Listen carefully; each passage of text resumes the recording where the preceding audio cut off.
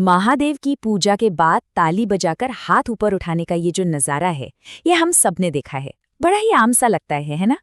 पर क्या कभी सोचा है कि इस साधारण सी दिखने वाली प्रथा के पीछे एक बहुत ही जबरदस्त कहानी छिपी हुई है? तो चलिए आज इसी सवाल की गहराई में उतरते हैं। आखिर ये जो इशारा है, इससे भगवान को क्या बताया जा रहा है? क्या ये बस एक रस्म है जो चली आ रही है, या फिर इसका कोई बहुत ही गहरा मतलब है? कहीं ऐसा तो नहीं कि हम सब अनजाने में कोई बड़ी गलती करते आ रहे हैं? देखिए, ज्यादातर लोग तो यही सोचते हैं कि ताली बजाकर हम भगवान को खुश कर रहे हैं या अपनी हाजिरी लगा रहे हैं। लेकिन असली वजह कुछ और ही है। और सच तो ये है कि ये ताली महादेव के लिए है ही नहीं। जी हाँ, ये किसी और के लिए है। बिल्कुल सही सुना। ये ताली है एक दिव्य खजांची के लिए, जिनकी नजर हमेशा भक्तों के हाथों पर रहती है। इनका नाम है चंडिकेश्वर। शिव पुराण के हिसाब से महादेव को चढ़ाया गया हर एक प्रसाद, जिसे निर्मल्य कहते हैं, उसके असली अधिकारी चंडिकेश्वर ही हैं। पर सवाल ये है कि उन्हें ये अधिकार मिला कैसे? इसके पीछे एक ऐसी घटना है जो रोंगटे खड़े कर देती है। और ये कहानी हमें मिलती है शिव पुराण में। ये कथा है एक छोटे से बालक की, जिसका नाम था विचार शर्मा। विचार शर्मा कोई साधारण बालक नहीं थे। सोचिए, एक बच्चा जिसे बचपन में ही सारे वेद कंठस्थ थे, और शिव के लिए उनका प्रेम वो तो असीम था। उनका रोज का नियम था नदी किनारे जाना, रेत का एक शिवलिंग बनाना और जंगल की गायों का दूध उस पर चढ़ाना। बस यही थी उनकी हर दिन की पूजा। अब जब गांव वालों ने ये देखा तो उन्हें लगा कि ये तो कीमती दूध की बर्बादी हो रही है। तो वो सब गए उस बालक के पिता यज्ञदत्त के पास और शिकायत कर दी। और बस यहीं से कहानी ने एक ड्रामेटिक मोड़ ले लिया। गुस्से से भरे हुए पिता जब नदी किनारे पहुंचे तो उन्होंने अपनी आंखों से देखा कि उनका बेटा सच में सारा दूध मिट्टी में बहा रहा है। ये देखकर तो उनका गुस्सा और भी ज्यादा भड़क गया। पिता ने उसे बहुत आवाजें दी, उसे डांटा, लेकिन वो बालक तो शिव भक्ति में ऐसा डूबा था कि उसे कुछ सुनाई ही नहीं दिया। अपने बेटे की इस अनदेखी से पिता का क्रोध समझिए 7वें आसमान पर पहुंच गया।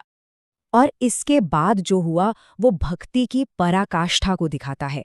मतलब एक ऐसा पल, एक ऐसा क्षण जहां एक भक्त ने भगवान के लिए अपना सब कुछ दांव पर लगा दिया। पिता ने आव देखा न ताव और गुस्से में उस पवित्र शिवलिंग पर एक जोर की लात मार दी। अब सोचिए, एक भक्त के लिए इससे बड़ा अपमान और क्या हो सकता है? अपने आराध्य, अपने भगवान का ये घोर अपमान विचार शर्मा से बर्दाश्त नहीं हुआ। उस एक पल में, भक्ति के उस आवेश में, उन्हें ये भी याद नहीं रहा कि सामने उनके अपने पिता खड़े हैं।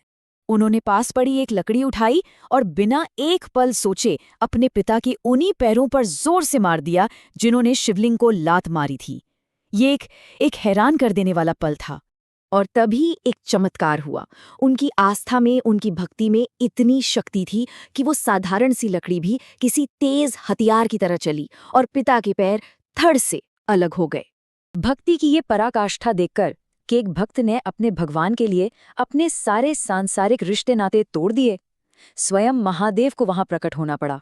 शिव जी ने उस बालक को गले से लगा लिया और उसे चंडिकेश्वर का पद दिया। उन्होंने आदेश दिया कि आज से मेरे चढ़ावे, मेरे आभूषण, मेरे मंदिर की संपत्ति, इन सब पर पूरा अधिकार सिर्फ और सिर्फ तुम्हारा होगा। तो अब इस पौराणिक कहानी का आज के उस ताली से क्या कनेक्शन है? चलिए अब इस पहेली के आखिरी टुकड़े को जोड़ते हैं।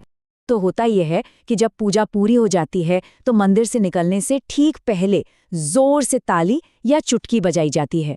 ये है चंडिकेश्वर का ध्यान अपनी ओर खींचने के लिए। फिर दोनों हाथ ऊपर उठाकर दिखाए जाते हैं और कपड़ों को झाड़ा जाता है। ये एक तरह की मौन घोषणा है। ये एक प्रमाण है कि हे चंडिकेश्वर, देख लो, मैं महादेव के दर्शन करके जा रहा हूँ और मैंने शिव की संपत्ति का एक कण भी अपने साथ नहीं लिया है, कुछ भी नहीं चुराया है। इस पूरे इशारे का जो सार है ना, वो इस एक वाक्य में है।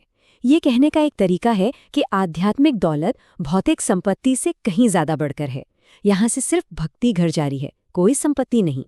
तो आखिर में ये बस एक हाथ दिखाना नहीं है, ये एक घोषणा है आध्यात्मिक शुद्धता की। ये इस बात का प्रतीक है कि मेरे हाथ खाली हैं और मेरा मन पवित्र है। तो अगली बार जब किसी को शिव मंदिर के बाहर ताली बजाते देखें तो शायद अब ये सिर्फ एक साधारण सी क्रिया ना लगे, शायद उस भक्त की कहानी याद आए जिसने अपनी आस्था के लिए सब कुछ त्याग दिया और हमेशा हमेशा के लिए एक दिव्य संरक्षक बन गया।